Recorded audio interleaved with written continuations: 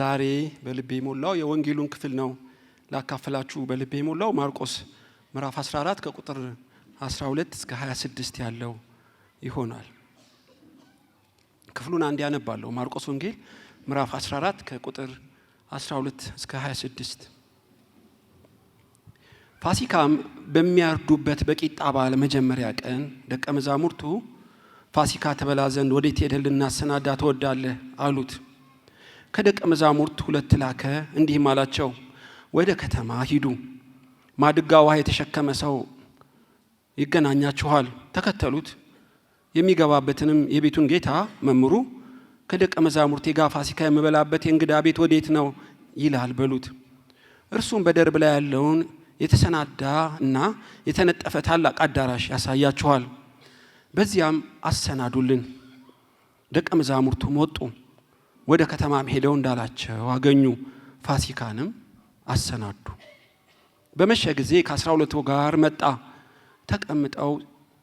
ተቀምጠውም ሲበሉ ኢየሱስ እውነት እላችኋለሁ ከእናንተ አንዱ እርሱም ከኔ ጋር የሚበላ አሳልፎ ይሰጠኛል አለ። እነርሱም ያዝኑ፣ እያንዳንዳቸውም እኔ ሆንን ይሉ ጀመር። እርሱም መልሶ ከ12 አንዱ ከኔ ጋር ወደ ወጭቱ እጁን የሚያጠልቀው ነው። የሰው ልጅስ ስለ እርሱ እንደተጻፈ ይሄዳል፣ ነገር ግን የሰው ልጅ አልፎ ለሚሰጥበት ለዚያ ሰው ወዮለት። ያ ሰው ባልተወለደ ይሻለው ነበር አላቸው። ሲበሉም ኢየሱስ እንጀራ አንስቶ ባርኮ ቆርሶም ሰጣቸውና እንካችሁ ይህን ሥጋዬ ነው፣ እንካችሁ ይህ ሥጋዬ ነው አለ። ጽዋውንም አንስቶ አመስግኖ ሰጣቸው። ሁሉም ከእርሱ ጋር ጠጡ። እርሱም ይህ ስለ ብዙዎች የሚፈስ የአዲስ ኪዳን ደሜ ነው፣ እውነት እላችኋለሁ በእግዚአብሔር መንግሥት ከወይኑ ፍሬ አዲሱን እስከምጠጣበት እስከዚያ ቀን ድረስ ደግሞ አልጠጣውም አላቸው። መዝሙሩም ከዘመሩ በኋላ ወደ ደብረ ዘይት ወጡ። እንጸልያለን። እግዚአብሔር እንዲያስተምረን። ጌታ ሆይ ቃሎችህ ሕይወት አላቸው፣ ድንቅ ጥበብና እውቀት የተሞሉ ናቸው።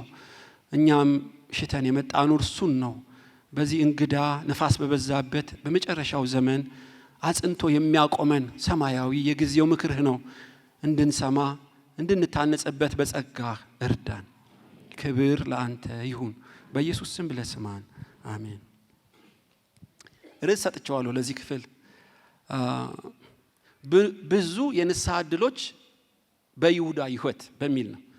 ብዙ የንስሐ ዕድሎች በይሁዳ ምሳሌነት። ይሁዳ ምሳሌ ይሁን እንጂ ለአዳም ልጆች ሁሉ የንስሐ ዕድሎችን እንዴት እንደሚሰጥ የምናይበት ክፍል ነው። እንደምታውቁት መግቢያው ላይ ፋሲካን ሊያዘጋጅ በሚያርዱበት በቂጣ በዓል መጀመሪያ ቀን ይላል። ይሄ የመጨረሻው ፋሲካ ነው ታውቃላችሁ፣ ግን የመጀመሪያው ቁርባን ነው። የብሉይ ኪዳን ፋሲካንና የአዲስ ኪዳኑን ቁርባን መጀመሪያ ማዕከላዊ የሆነ ድርጊት ነው እና ይሄ ፋሲካ ፓስ ኦቨር የሚሉት ማለፍ የሚሉት እስራኤሎች ከግብፅ እንዴት እንደወጡ የሚተርክ ነው። ታውቃላችሁ ክፍሉን በዘጸአት ውስጥ የተጻፈ ነው። ምዕራፍ 12 ከ1 እስከ 3 ቅድም የተነበበውን ሰምታችኋል። ይሄ የቂጣ በዓል የሚሉት በጣም አስገራሚ ነው። ለ430 ዓመት በየዓመቱ አድርገውታል እና ወገባቸውን ታጥቀው ፍርድንና ምሕረትን የሚያመለክት ነው። ቁርባንም እንዲሁ ነው፣ ፋሲካም ልክ እንዲሁ ነው። በግብፃውያን ላይ ፍትህ የሚበይንበት ገዳይ መልአክ እያንዳንዱን ግብፃዊ ከፈርዖን ልጅ ጀምሮ ወፍጮ እስከምትፈጨው ሊገድል ከሰማይ ትእዛዝ የተሰጠበት ነው። ደግሞ የበጉ ደም ጉበን ላይ የተቀባው ቤት ሁሉ የሚድኑበት ቀን ነው እና ከ430 ዓመት በኋላ ነፃ የሚወጡበት ነው። ደግሞ ነፃ አላስወጣም ያሉትን ፍርድ የሚበይንበት ነው። አስገራሚ ቀን ነው ይሄ ፋሲካ እና አይረሱትም እና ፈራጅና አዳኝነቱን አይረሱትም። እዛ ለቅሶ ነው በግብፅ ቤት፣ እዚህ መዝሙር ነው እና እንደ ድራማቲካል የሆነ አይምሯቸው ውስጥ አይረሱትም። ልክ በየዓመቱ ከግብፅ የወጡበትን ቀን እንዲያከብሩ ጽኑ ትእዛዝ አላቸው። የሚገርማችሁ ልክ አርብ 9 ሰዓት በጉን ያርደዋል። ከፋሲካ ከግብፅ የወጡበት ያ በግ ጉበንና መቃል ላይ የተቀባው ደም በግ አርደው 9 ሰዓት ነው አርብ ላይ በየዓመቱ የሚያደርጉት። የወሩ የመጀመሪያው ኒሳን የተባለ ነው። በ14ኛው ቀን ሲመሽ አርደው ይበሉታል። እና ልክ ኢየሱስ ታውቃላችሁ አርብ 9 ሰዓት ነው የሞተው። በየዓመቱም በጉን የሚያርዱት አርብ 9 ሰዓት ላይ ነው። አስገራሚ ነው የመጽሐፍት እርስ በርሳቸው መመሰካከር። እና በ10ኛው ቀን በኒሳን ወር እኛ መስከረም እንደምንለው ለነሱ ኒሳን የሚሉት በመጀመሪያ ወር በ10ኛው ቀን በጉ ይመረጣል። በ14ኛው ቀን ሲመሽ ያርዱታል፣ ደሙን ይደቅኑታል የበጉን። ስለዚህ ለ10 ቤተሰብ አንድ የበግ ደም ይበቃል ጉበንና መቃን ለመቀባት። ኢቭን የበግ የሚያርዱት ከሌላቸው እንኳን እንዲጠጋጉ ወዳለው እንዲሸጋሸጉ ሁሉ ትእዛዝ አለ። ከደሙ ጉበን ውጭ ያለ ሰው ሁሉ ከሞት በታች ነው። ግብፃዊም ሆነ ዕብራዊ ደሙ ያለበት ቤት እንዲገባ ትእዛዝ አለ እንዲድን። እና ደሙ ያለበት ሁሉ የሚድንበት አዋጅ ስላለ ለሞትና ለሕይወት የሚሆነው የደሙ የበጉ ደም መለያ ይሆናል። እና ሲበሉት ወገባቸውን ታጥቀው ነው፣ ጫማ አድርገው ነው፣ በትር ይዘው ነው። በፍጥነት ነው፣ የሚገርም ነው። ልክ በትር ይዘው ወገባቸውን ታጥቀው ልብስ ለብሰው ነው የሚበሉት። ለምን? ልክ በልተው ሲጨርሱ ፈርዖን ያሳድዳቸዋል። እና እዛ ሞት ስላለ ሁላችን እንዳንሞት ብለው በፍጥነት ስለሚያባርሯቸው እንደ ሯጭ ሆኖ ነው የሚበሉት። እና ይሄም በብሉይ ኪዳን በየዓመቱ የሚያደርጉት ነው። ደሙን ሳይ አልፋለሁ የሚል ጽኑ ቃል በአእምሯቸው ውስጥ አለ። ዘጸአት 12:13 ደሙን ሳይ አልፋለሁ የሚል መዝሙርም አላቸው፣ ይዘምራሉ። መዝሙረ ዳዊትም ውስጥ አለ ይሄ ነገር። እና ለዘመናት ብዙ በግ በየዓመቱ አርደዋል ይሄን ለማሰብ። ሆኖም ያ የበግ ደም እግዚአብሔርን አላረካውም። ለአዳም ልጆች ለዕብራውያንም ጭምር ምትክ ሊሆን አልቻለም። ሆኖም የሰዎቹን ኃጢአት ባያስወግድም እየከደነ ለክርስቶስ ይጠብቅለት ነበር። ያ በግ ቁጣው እንዳይነድ ምሳሌ የሆነው በግ ቁጣውን ለተወሰነ ጊዜ ያበርዳል፣ ፈጽሞ ግን ሊያስወግድ አልቻለም። ስለዚህ ከግብፅ የወጡበትን አርነት የወጡበትን የሚያስቡት ነው። ፍትህ የተበየነበትን የሚያስቡበት በጣም ታላቅ በዓል ነው። ታውቃላችሁ 1ኛ ቆሮንቶስ ቅድም ተነቧል። ያ ፋሲካችን ኢየሱስ ታርዷል ብሎ ጳውሎስ በግልጥ በማያሻማ መንገድ የብሉይ ኪዳኑን ፋሲካ የአዲስ ኪዳኑን ከክርስቶስ ጋር መጥምቁ ዮሐንስም አረጋግጧል። እነሆ የእግዚአብሔር በግ የሚል። ስለዚህ ከአቤል ደም ይልቅ የሚናገር ክርስቶስ ደምና ስጋውን የመሰረተበት በዓል ነው ማለት ነው። በዚህ በዓል በጣም ብዙዎች ዲያስፖራ ጁ የተባለ ሁሉ እንዲመጣ ሙሴ ያዟቸዋል። ያው በአመት 3 በዓል አላቸው። የዳስ በዓል፣ የፋሲካ በዓል፣ የመከር በዓል እያሉ ፋሲካ ግድ ነው። በጣም ትልቁ በዓላቸው ነው። እና እንዲያውም ወደ 400,000 ሰው በቤተ መቅደሱ አካባቢ ይሰበሰባል ነው የሚሉት። በ2 ሰዓት ልዩነት ውስጥ 256,000 በግ ይታረዳል። ግርግሩን ማየት ትችላላችሁ። በጣም ብዙ ነው። እያንዳንዱ በግ ስለሚያመጣ የካህናቶቹም ስራ የሚደራረበው የሚበዛው በዚህ ሰዓት ነው። እና ከተማው በጣም ብዙ ግርግር የሚሆንበት ነው።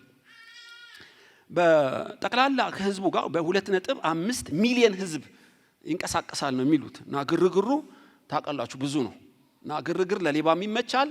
እነ ጲላጦስም ነቅተው ነው የሚጠብቁት። በዚህ ወቅት አደጋ እንደሚከሰት የሮም መንግስት ስለሚያውቅ በጣም የሴኩሪቲ ሹም ሃይ ነው። እና ለአምልኮ ይምጡ እንጂ ውስጥ ለውስጥ የሚሰሩ ብዙ ደባዎች፣ ብዙ ምስጢራዊ ስራዎች አሉ። ከነዚህ ደባዎች በግርግር ውስጥ ሊፈጸም የታሰበው ያልተጠበቀ ነው። ይሄ ለብዙዎች መስዋዕት ሆኖ የሚሞተውን በፈቃዱ የመጣውን ጌታ ለመግደል ከውስጥ ይሁዳ ከውጭ ካህናት አለቆች ዶልተዋል። እንዲያውም በግልጥ ነው የተጻፈው። ከ12ቱም አንዱ ያስቆሮቱ ይሁዳ አሳልፎ ሊሰጠው ወደ ካህናት አለቆች ሄደ ይላል ቁጥር 10። ሲሰሙም ደስ አላቸው፣ ብርም ይሰጡ ዘንድ ተስፋ ሰጡ። በሚመች ጊዜ እንዴት አድርጎ አሳልፎ እንዲሰጠው ምቹ ጊዜ ይጠባበቅ ነበር። ይሄ ዱለታ ታውቃላችሁ፣ በግርግር ውስጥ ነውጥ እንዳይነሳ ጸጥ ባለበት ማንም በማያውቅበት ሊገሉት ከውስጥ ይሁዳ ከውጭ የካህናት አለቆች ዶልተዋል። ሐዋርያቱ አያውቁም። ኢቭን የሮም ባለስልጣናት ቢጠረጥሩም እስከዚህ ግን የጠረጠሩ አይመስለኝም። እና እነሱ የሚሰርቅ ሰው የሚገድል አደጋ እንዳይፈጠር ነው የሚከላከሉት። ከውስጥ ግን በጣም ጥልቅ ሴራ ነበር። በተለይ ይሁዳ ማለት እግዚአብሔር ይመስገን ማለት ነው። ስሙና ስራው አንድ አይደለም ታውቃላችሁ። እና ይሄ ሰው የዘመኑ ምርጥ አስመሳይ ብየዋለሁ እኔ። ምርጥ አስመሳይ አደገኛ ነው ይሁዳ። በምን እንደዚህ ማዕረግ ሰጠው ብትሉ ለ3 ዓመት ተኩል አብሯቸው እየኖረ 11ዱ ሐዋርያ ይሁዳ ሌባ መሆኑን አያውቁ። እንዲያውም እኔ ሆነን ነው እንጂ የሚሉት ይሁዳ ይሆነን ያለ አንድም የለም። አደገኛ ነው። ከኢየሱስ በቀር ማንም አያውቀውም ይሄ ሰው። እና ይሁዳ በዚህ በዓል ውስጥ ምቹ ጊዜ ይጠባበቅ ነበር። የሚገርመው ሲማሩ አብሮ ይማራል፣ ሲጸልዩ አብሮ ይጸልያል፣ ሲዘምሩም ይዘምራል። ለድሃ ሲመጸውቱም አንደኛ ነው። በስተግራው እየተቀመጠ ለክርስቶስ ታማኝ የገንዘብ ባለሟል ነው። ማን ይጠርጥረው? ምንም ምልክት አያሳያችሁም። በልዩ መገለጥ ካልሆነ በቀር ይሁዳ ከዳተኛ፣ ሌባ፣ የሰይጣን ልጅ ነው ብሎ ማንም ሊጠረጥረው አልቻለም። ከዚህ በላይ ማስመሰል ምንድነው ነው የምትሉት? እንዲያውም ኢየሱስ ከዮሐንስ ቀጥሎ ይሁዳን እንደሚያከብረው ነው የሚገምቱት። ለምን? ሁሌ በግራው ነው የሚቀመጠው። ለዶይ ስጥ ብሎ በጆሮ ሹክ የሚለው ይሁዳን ነው። የገንዘብ ኢሹ ሴንሲቲቭ ነው። ታማኝ እንደተደረገ ስለተቆጠረ ለይሁዳ ነው የሰጠው። በእነዚህ ሚዛኖች ስለ ይሁዳ ያላቸው አመለካከት መልካም ነው ልላችሁ ነው። እና ይሄ ተመችቶታል ይሁዳ። እና ኢየሱስን አሳልፎ ሊሰጥ ተማከረበት፣ ሸመቀበት ማለት ነው። እኔ ግን ጥያቄ ጠየቅኩ በእውነት ለምን ይሄን ትሁት ጌታ የሞተ ሲያስነሳ፣ ለምጽ ሲያነጻ፣ ዳቦውን እያበዛ ሲያበላ፣ በአይኑ በብረቱ እያየ እንዴት በገንዘብ ሊለውጠው ቻለ? ምክንያቱ ምንድነው አልኩ። በእውነት አልተጻፈም። እኔ እገምታለሁ ምናልባት ከሮም ነፃ ያወጣናል ብሎ ገምቶ ያ ግምቱ ስላልሆነለት ነው። ቀኝን ሲመታ ግራ ስጠው፣ ኮት ለለመነ ሱሪ ጨምር እያለ ከይሁዳ ግምቱ ውጭ ሆነበት እንዴ እላለሁ። ምናልባት ወይም ከሮማን ጋር አጋይቶ በሮማን ላይ መለኮታዊ ስልጣኑን እንዲገልጥ ፈልጎ ነው አሳልፎ ይሰጣቸው እላለሁ። በሌላ ቦታ ትንሽ ፍንጭ ያየሁት እኔ አሳልፌ ሰጠዋለሁ፣ 30 ብሬን ኪሴ ከታለው፣ ሊይዙት ሲመጡ በመለኮታዊ ኃይሉ ያመልጣል፣ ኢየሱስም ያመልጣል፣ ብሬንም አገኛለሁ ብሎ ነው። አይዶን ነው ማን ያውቃል? ምናልባት እግዚአብሔር ለዚህ መደበው እንዴ? መጠናት አለበት። የገንዘብ ፍቅር ነው። ግን የተጻፈው ዮሐንስ ሲገልጥልን 13:10 ላይ ስለማያምን ነው ይላል። ከናንተ አንዱ አያምንም ይላል። ያለማመን ውጤት ናቸው እነዚህ ሁሉ ላለው። ሆኖም አስመሳዩ ይሁዳ የጥፋቱ ቀን እንደቀረበ መለኮት ብቻ ነው ያወቀው። ከመባ ይሰርቃል አላባረረውም። ትንሽ ፍንጭ እየሰጠው እና ያደባበታል በልቡ። አምላክ ያውቃል፣ አላጋለጠውም። አሁን በተለይ ጽዋው እየሞላ ሩጫው ሊጨርስ 1 ነው 2 ቀን የቀረው። ስለዚህ በዚህ ግርግር ውስጥ ከቤተ መቅደስ ጋር ተማምሏል፣ ተፈራርሟል። ብር እንደሚሰጡለትም ቃል ኪዳን ገብተውለታል። እና ታውቃላችሁ አይኑን በጨው አጥቦ ከኢየሱስ ጋር ለዝማሬ መጣ ማለት ነው። አሁን ኢየሱስ ያደረገው የሚያስገርም ነው። ጥፋቱ እንደቀረበ ስላወቀ ለዚህ ለይሁዳ የንስሐ ዕድል ማብዛት ፈለገ ኢየሱስ። አንዴ ካዘነበለ መመለሻ ስለሌለው ሚስጥራዊ ስብሰባ አደረገ ማለት ነው። ሚስጥራዊ ዕቅድ አወጣ ማለት ነው ጌታ።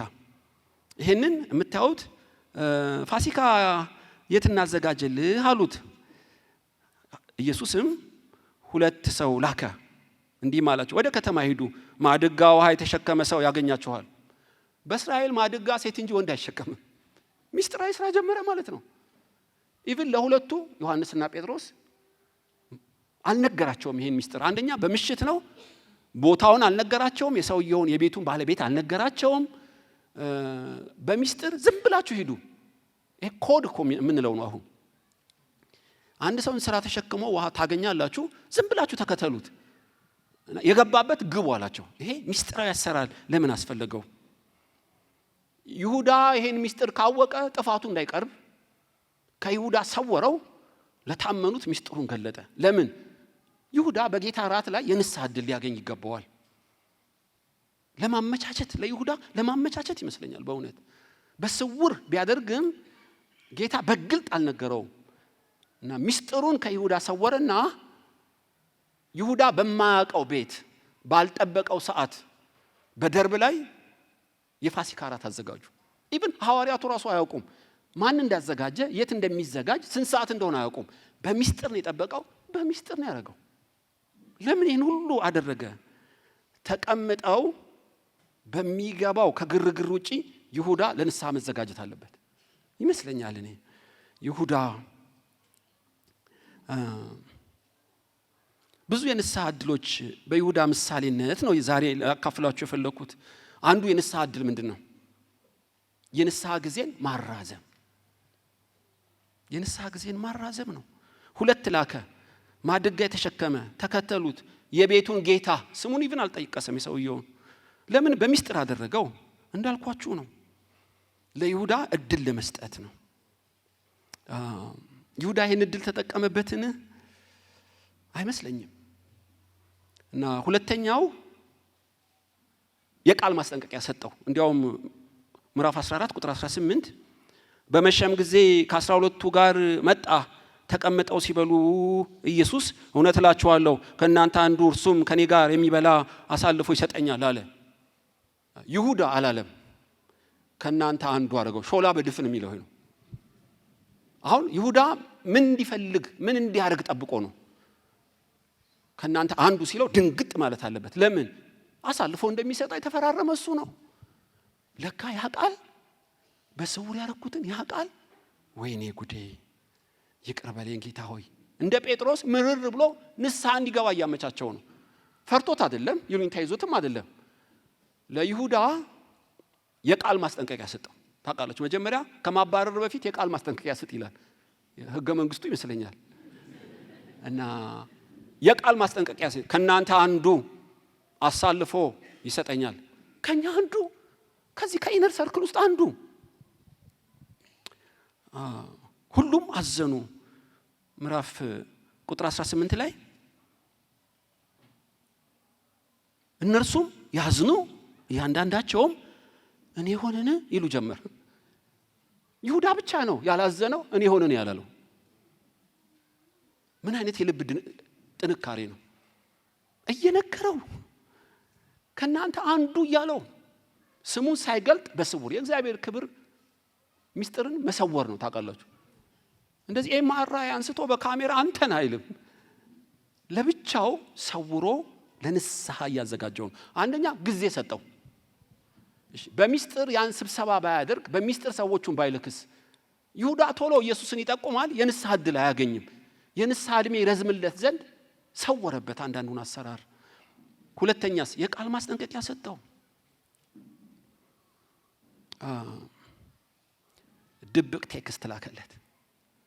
ይሁዳ በልቡ ውስጥ አሳልፈ ልትሰጠኝ ነው፣ ከኔ ጋር አብረህ የምትበላ አንተ ነህ።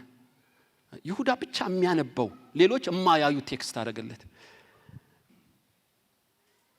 ድብቅ ቴክስት ላከለት። ከናንተ አንዱ እንዲደነግጥ ነው እኮ፣ ንስሐ እንዲገባ ነው። ግን አልተመለሰም። አቤት የንስሐ ዕድሎች ትላላችሁ። በእውነት ብዙ የንስሐ ዕድሎች ለይሁዳ። አንደኛስ ጊዜውን አራዘመለት። ቶሎ እንዲቀሰፍ አልፈለገም። ቶሎ ሰይጣን እንዲገባበት አልፈለገም። ቶሎ አልፎ እንዲሰጥ አልፈለገም። አረዘመው። እየዘመረ እግሩን እያጠበ ምን እያለ በቅዱስ ቁርባንም በሁሉ ባለበት ሁሉ አሳተፈው። ጊዜ ሲሰጠው ነው። አልባነነም። ቃል ተናገረለት፣ አልባነነም። ሶስተኛስ የማያሻማ ምልክት ሰጠው።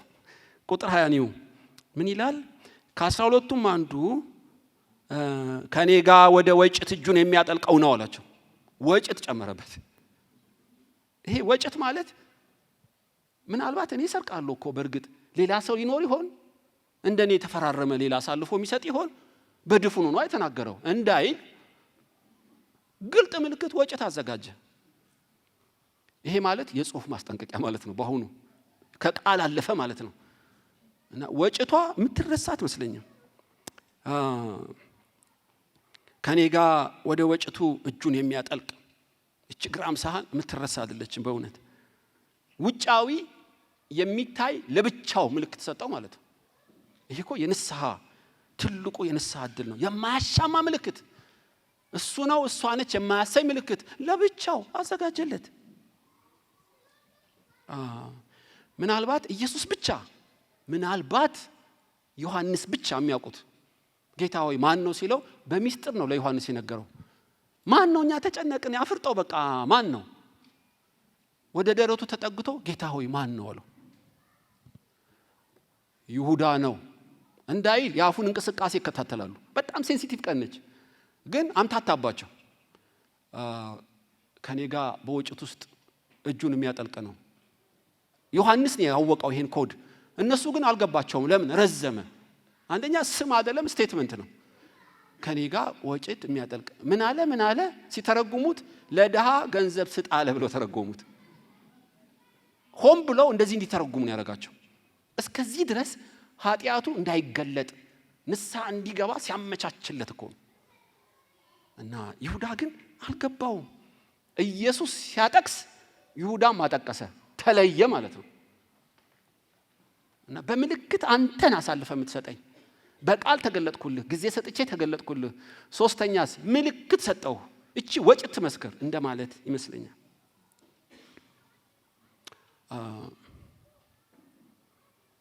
ኢየሱስ ይሁዳ ሊከደው በማይችል ወጭቷ ምስክር ሆነች። የኢየሱስ እጅና የይሁዳ እጅ ተነካካ ማለት ነው። አንተነ ይሁዳ ወጥና ጠቅስ አይነት ነው። ሲያጠቅስ ይሁዳ ማጠቀሰ። ትንሽ ቆንጠጥ አድርጎትም ይሆናል። ይሁዳ ባክ አየ ፕሊስ ንስሐ ግባ፣ እኔ እኮ አምላክ ነኝ እንዳይፈረድብህ እኮ ነው፣ ንስሐ ግባ የሚል መልእክት ነው። ይሁዳ ልቡ ጠንክሯል። ልዩ ማጥቀሻ ቢያዘጋጅለትም አልሆነም። እግዚአብሔር በሰዎች ላይ እንዲህ ልዩ ምልክት ያደርጋል። ኢዮሮብዓም እጁን ዘረጋ፣ ደረቀች። ሲጸልይለት ተመለሰች። አንተ እኮ ነህ። እኔ ማድረቅም ማዋረድም ፈልጌ አይደለም፣ ከጣዖት ንስሐ ግባ ነው መልእክቱ። ነገር ግን አልተመለሰም። በሰው ሕይወት ውስጥ የማይካድ ልዩ ምልክትን ያደርጋል። እኔ አንድ ሰው በቅርብ አውቃለሁ በእውነት እባክህ ንስሐ ግባ፣ ድንገት ሳትሄድ ወይ ሳይመጣብህ እባክህ ንስሐ ግባ። በጣም ልቡ ጠጠረ። ድንገት የማይቋረጥ ነስር ያዘው። ህመም ቅጣት ነው ማለት አይደለም። እኔ ራሴ ብዙ ጊዜ ታምሜያለሁ። እንደ አውዱን ልነግራችሁ ነው። የማይቋረጥ ነጭር። ከዛ እንኳን እቤት መጣ እኔ ጋር ደሜ ያልቆማል አለኝ። እኔም ደነገጥኩ። ልብሱ ሁሉ ደም ነው። በል መስክሬለ ብዙ እምቢ ስላልክ የመጨረሻ እድል ነው፣ ንስሐ ግባ አልኩት። እየፈሰሰች ደግሞ እጁን ወደ ሰማይ አንስቶ ንስሐ ገባ። ግን ጥቁር አንበሳ ሄዶ አቆሙለት። ለካ ያቺ ደም ነፍሱን ለማዳን ነች። የተሰጣ አርበኛ ሆነ ነው የምላችሁ። ከባይብል ማን ይለየው? ከአምላኩ ጋር ተጣክቶ ንስሐ ገብቶ አሁን ወደ አምላኩ ሄደ። ያሰው ፊት ለፊት መልአክ እያየን ሄደው። እንዲያውም ለወስድ ነው ተዘጋጅተሃል እያለው። ለምን? በጣም አስቸጋሪ ስለነበረ የማይክደው ምልክት ሰጠው። በተጨመረለት 2 ዓመት ያችን ደም ነስር አይረሳትም። ለኔ ቄስ ልዩ ምልክት ነች። አስበርግጎ ወደ ራሱ አገባኝ። አመቻችቶ ተፋኝ፣ ከሲኦል አወጣኝ። አረሳትም፣ ያከብራታል እንደ ልዩ ቀን። ይቺ ግራም ሳህን እኮ ልዩ ማምለጫ ቀን ነች። ለይሁዳ ልዩ የመጨረሻ ማምለጫ ነች። ወገኖች ሆይ አልተመለሰም። እንደ እግዚአብሔር ትዕግስት ይገርመኛል። ሌላ እድል ሰጠው። የመጀመሪያ እድል ምን ሰጠው? ረጅም እድሜ ሰጠው። ለአመጽ የቸኮለበትን ነገር እየሰወረ ፈጥኖ ፍርድ ውስጥ እንዳይገባ በስውር አረጋት። ያችን የእራት ግብዣ ለይሁዳ ተብሎ ነው በስውር የሆነው። ቢገለጥስ ቶሎ ገንዘቡን ይቀበላል፣ እሱ ነው ይላል። የይሁዳ የንስሐ እድሜ ያጥራል። ለይሁዳ ተብሎ ነው ሁሉ። ሁለተኛስ በቃል ነገረው። ከቃል በላይ ምን አለ? ሶስተኛስ ምልክትን ሰጠው። አልተመለሰም ይሁዳ። አራተኛው ምልክት ቁጥር 21 አሁን ጨመረ። የሰው ልጅ ስለ እርሱ እንደተጻፈ ይሄዳል፣ ነገር ግን የሰው ልጅ አልፎ ለሚሰጥበት ለዚያ ሰው ወዮለት። ያ ሰው ባልተወለደ ይሻለው ነበር። አሁን የሚደርስበትን ፍርድ ቁጭ አደረገለት። ይሁዳ እድሜ ሰጠው፣ ንስሐ አልገባህም። ቃል ላኩልህ፣ ንስሐ አልገባህም። ምልክት ጨመርኩልህ፣ ንስሐ አልገባህም። አሁን የሚደርስብህ ልንገርህ። ማንም አያውቅም። የሰው ልጅ ራሱን እኮ ነው ነቢያት እንዳሉ እንደተጻፈው ሊሞት ግድ ነው። አንተ አሳልፈ ባትሰጠኝማ ሞቴ ግድ ነው። እኔን አልፈ ለምትሰጥ አንተ ግን ወዮልህ፣ ባትወለድ ይሻል ነበር። የመጨረሻ እኮ ማስጠንቀቂያ ነው። የዘላለም አምላክ ይቅር በለኝ እንዲለው እኮ ነው የተመቻቸለት። ኢቭን ፍጻሜውን የሚደርስበትን ፍርድ ነገረው። ይሁዳ አልተመለሰም፣ እድሉን አባከነ። ባልተወለደ ይሻለው ነበር። ምን ማለት ነው? ከባድ ንግግር ነው። ታውቃላችሁ፣ በግልጥ የተነገራቸው ንስሐ የገቡ አሉ። ናታን መጥቶ ዳዊትን ገለሃል፣ ኦርዮንን ከሚስቱ ጋር ማቅጠሃል፣ እግዚአብሔር አለቅህም ይልሃል አለው። አለቀ፣ መረጃ ተገኝቶብሃል። ዳዊትስ ወደቀ። በሂሶጵ እርጨኝ ነጻለሁ፣ በድያለሁ፣ እባክህ ይቅር በለኝ። ናታን እቤቱ ሳይደርስ አትሞትም በሕይወት ትኖራለህ በለው። የተፈለገው ንስሐ እንዲገባ ነው። እግዚአብሔር ገሰጸው። ዳዊት ንስሐ ገባ። ሕዝቅያስ ንዋያተ ቅድሳቱን ቤተ መዛግብቱን ላልተገረዙ አሳየህ፣ የባቢሎን መንግስት አንተና ልጆችን ይወስዳል ይልሃል። ንስሐ እንዲገባ እኮ ነው። መቼ ነው የሚሆነው? በልጅ ዘመን ነው። በልጅ ዘመን ከሆነ መልካም ትንቢት ተናግረሃል አሉ። መልካም ትንቢት ተናግረሃል። ንስሐ እንድትገባ የነጋውን ብነግርህ ልብህን አጠነከርክ። ኢሳይያስ አዘነበት። ይገርማቸዋል። ሚስጥርን ሲገልጥልን ንስሐ እንድንገባ ነው። ወዮልሽ ቤተሳይዳ፣ ወዮልሽ ኮራዚያን፣ በአንቺ የተደረገው ድንቅና ተአምራት በሰዶም ጎሞራ ተደርጎ ቢሆን ገና ድሮ ንስሐ በገቡ። ነገር ግን ወዮልሽ እያለ ኢየሱስ ብዙ ተአምራትና ምልክቶች ባረገባቸው ከተሞች ንስሐ ስላልገቡ ያን ቃል ተናገራቸው።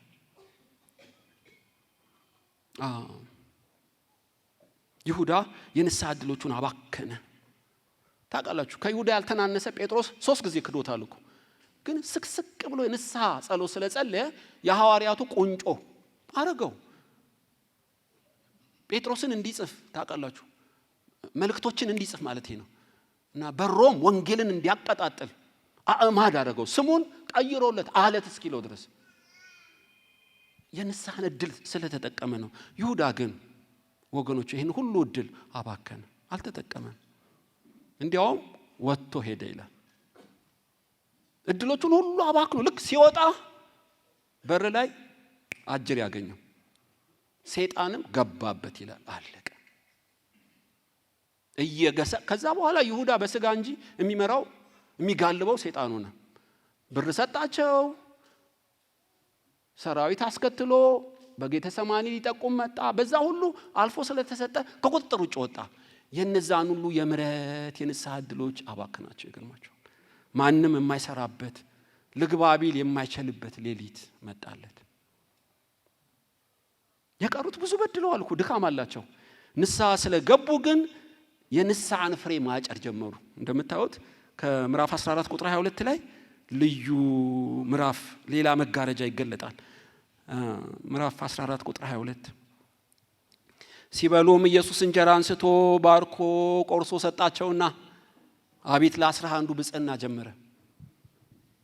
የኃጢአት ስርየትን የሚሰጥ ቃል ኪዳን የሆነ በጣም ስመኘው የነበረ ስጓጓው የነበረ ለብዙዎቻችሁ ለኃጢአት ስርየት እንኩ ጠጡ፣ እንኩ ብሉ፣ ብሉ ኪዳን ተፈጸመ፣ ስጋዬ ነው ደሜ ነው ለዓለም የሚለው አስገራሚ ብጽዕና ውስጥ ገቡ። ያ ወጥቶ ሲንቀጨቀዥ እነዚህ ሰማይ ተከፈተላቸው። ታውቃላችሁ፣ ከብሉይ ኪዳን በግ የበረታው የእግዚአብሔር በግ የደሙና የስጋው ምስጢር ያብራራው ጀመር። አዲስ ቃል ኪዳን ይተክል ጀመር። ተአምራት ሆነ። ይሁዳ ከይሁዳ እኮ የተሻሉት በአንድ ነገር ብቻ ነው። ንስሐ በመግባት በጊዜ ንስሐቸውንም የሚያጸናላቸው ቅዱስ ምስጢራትን በመካፈል አምላካዊ ፍሳው ሲገቡ ያ አጋንንታዊ ውዥንብር ውስጥ ገባ። ተአምር ነው። ኢየሱስ አድልቶበት አይደለም፣ ለ12ቱም እኩል ነው የገለጠው ጸጋ። ብዙ የንስሐ ዕድሎች በይሁዳ ሕይወት ባከኑ። አንደኛ የባከነው ምንድን ነው? ለንስሐ እድሜውን ጨመረለት፣ ጊዜውን አራዘመለታ። እነዛ ድንጋይ ወድቆ የገደላቸው 18 ሰዎች፣ እነዚህ የገሊላ ሰዎች ጲላጦስ ደማቸውን ከመስዋዕት የደባለቀው ኃጢአተኛ የሆኑ ይመስላችኋል? አይደለም። ንስሐ ባትገቡ እንደነሱ ትጠፋላችሁ። በህይወት መኖርና መተንፈስህ ቶሎ አለመሞት ንስሐ እንድትገባ ነው። ይሁዳ እድሜ የተሰጠው ለምንድን ነው? ለንስሐ ራሱን እንዲያዘጋጅ ብቻ ነው። እና አልተጠቀመበትም። ይገርማችኋል። ፎቅ መስራት እግረ መንገድ ነው። ማግባት መማር እግረ መንገድ እኮ ነው። ሁሉም ለሰው ልጅ እስትንፋሱን ያልወሰደበት ለምንድን ነው? አንድ ነገር ብቻ ነው የተፈለገችው፣ ንስሐ እንዲገባ ነው። ኢየሱስ የእግዚአብሔር ልጅ እንደሆነ አምኖ በደሙ የኃጢአት ስርየት እንዲያገኝ፣ ከሰማይ በታች ከኢየሱስ ውጭ አዳኝ እንደሌለ አውቆ ስሙ በሕይወት መዝገብ እንዲጻፍ። እቺ ብቻ ነች እኮ። ሌላው እግረ መንገድ ነው። እድሜ የተጨመረልኝ ለዚህ ብቻ ነው። ነገ የኔ ነው እንዳልል ግን መጠንቀቅ አለብኝ። በእውነት እስከ ብዙ በደሌ እስከ ብዙ አመጼ መኖሬ ችግር የለውም። በእውነት ነው የምላችሁ። አመንዝረሃል፣ ሐሺሽ ነው፣ ዝሙት ነው፣ ፖርኖግራፊ ነው፣ አልገደልህም። ለምን? ንስሐ እንድትገባ ነው። በኃጢአታችን ፋንታ ኢየሱስ ስለሞተ ደሙ ትኩስ ሕያው ስለሆነ የማያነጻው ምንም ነገር ስለሌለ ንስሐ ከገባ ይደመሰስልሃል። ከምስራቅ ከምዕራብ እንደሚርቅ ይጥልልሃል። ጥልቅ ባህር ይጨምርልሃል። ምትክ የሆነው ኢየሱስ ስላንተ ስለሞተ ንስሐ ብቻ ከገባ ታሪክህ ይቀየራል። ይሁዳ የሚያባብለው ለዚህ ነው። እድሜ እየሰጠ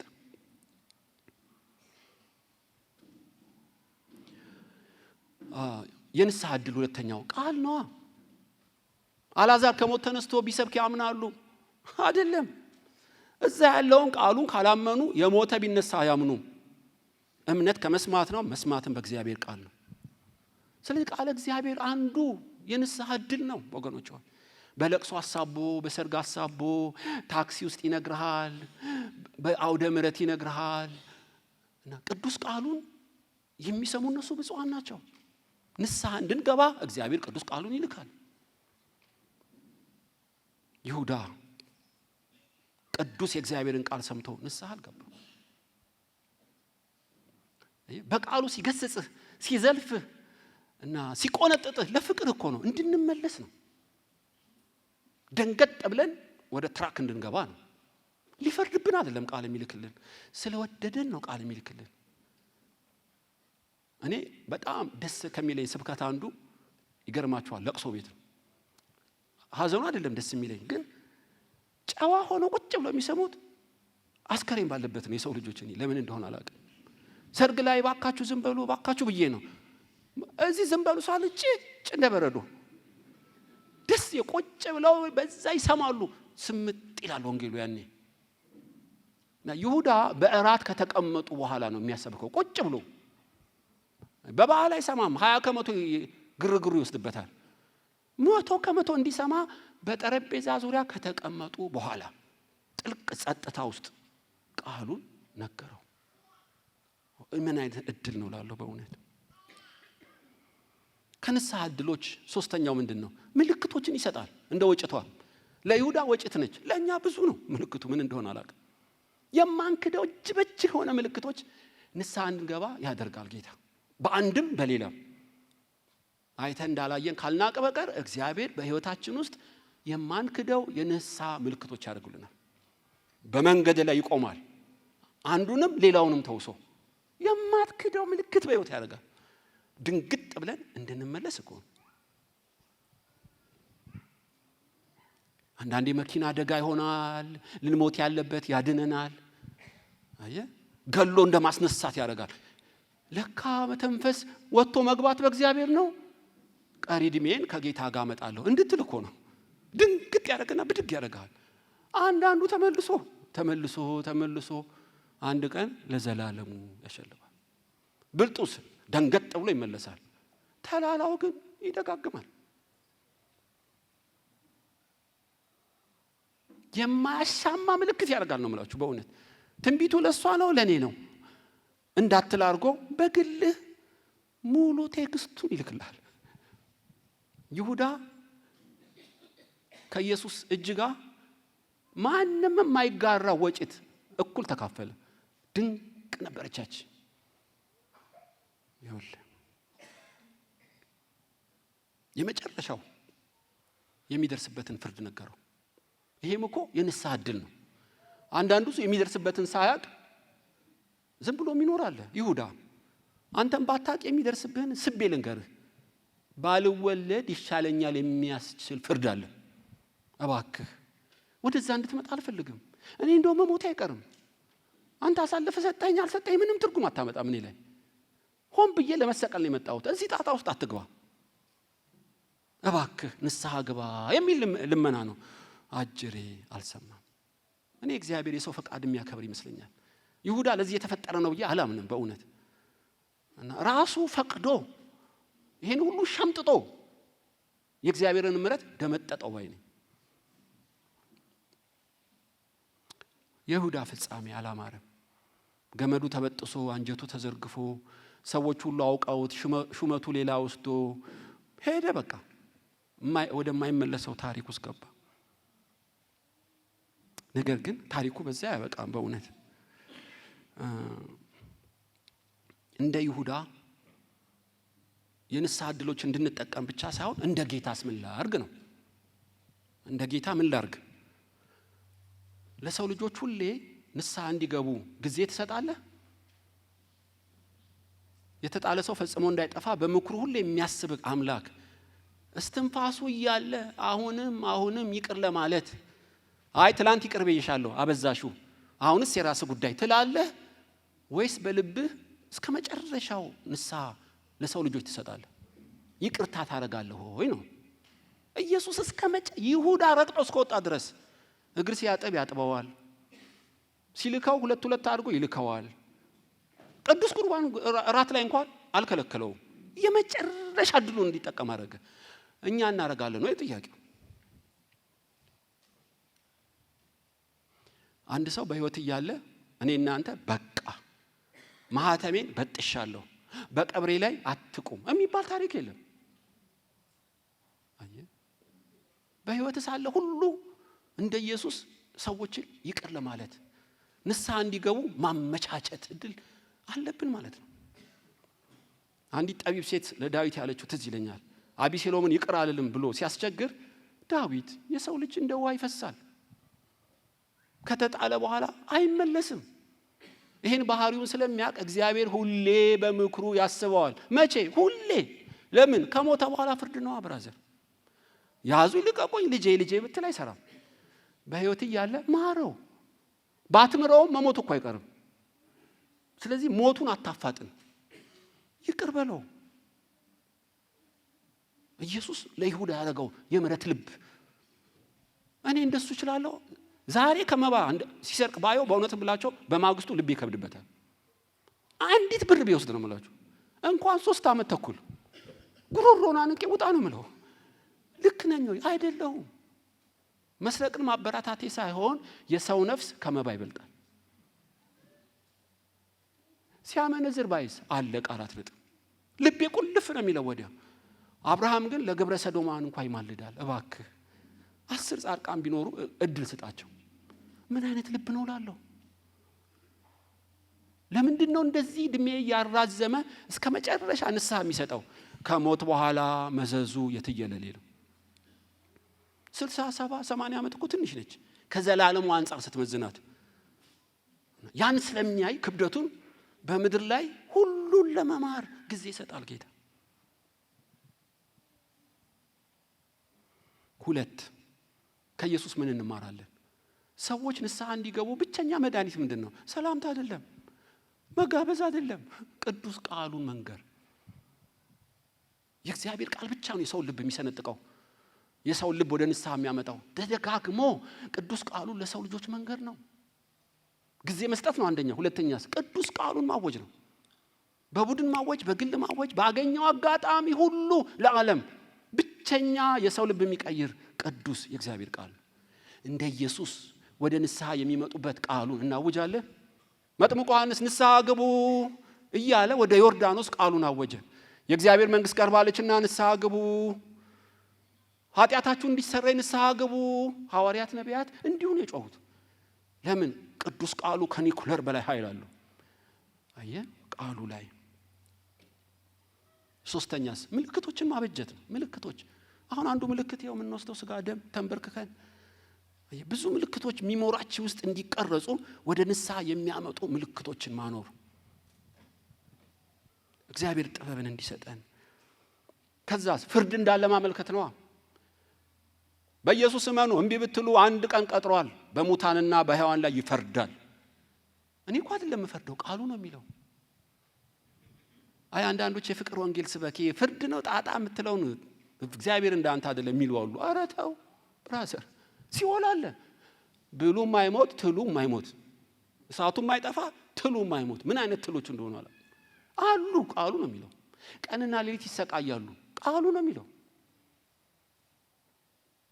ከሚመጣው ቁጣ አምልጡ ኢየሱስ ነገረው። ባትወለድ ይሻል ነበር ንስሐ ግባ ማለት ይገባናል። የሲኦል ፍርድ ከባድ ነውና ስለዚህ በሰዎች ላይ የተዘጋጀውን ፍርድ ማመልከት። እንግዲህ ለሁለት ተከፈሉ ነው ማለት። ግማሹ አምኖ ፍስሐው ሲገባ ንስሐ ገብቶ የንስሐን ዕድል ተጠቅሞ ልቡን አጠንክሮ ግን ሩጫውን ጨረሰ። ለኛ በተሰጠን ዕድሜ በተገለጠው ቃል ባየኑ የጸጋ ምልክቶች እና ከፍርድ ፍርሃት አምልጠን ንስሐ በመግባት የዘላለም ሕይወት እንድናገኝ ልቦናችን የከፈተ እግዚአብሔር ይባረክ። መልእክቱ ግን ላላመኑት ልጄ ሆይ ጊዜ አሁን ነው። እድሜ የሰጠው ጨዋ ስለሆንክ አይደለም፣ በቀን 2 ስለምትጸልይ ስለምትመጸውትም አይደለም። አሁን እናቶቻችን እንደሚሉት ታጥበህ ታጥነህ እንድትዘጋጅ ነው። ምን ማለት ነው? ንስሐ ግባ፣ ደሙ ነው የሚያጥብህ። በቃ ከበግ ደም የበለጠ የክርስቶስ ደም ፈሶልሃል። የኃጢአት ስርየት የሆነው የኢየሱስ ደም ካመንክ ኃጢአት ይሰረይልሃል።